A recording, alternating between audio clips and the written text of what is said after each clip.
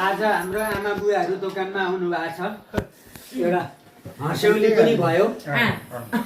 डाक्टरले भनेको रहेछ बिडी छोड। अब मैले सुने बुढी छोड।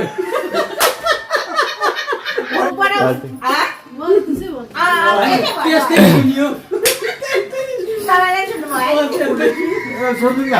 बुढीले के भन्छन् अब बुढीले भन्छन् अहिले कहाँ के छ पर भने आज यो मर भने चाहिँ तपाईँ अहिले कति वर्ष लाग्ने? चौरासी गर्ने बेला भयो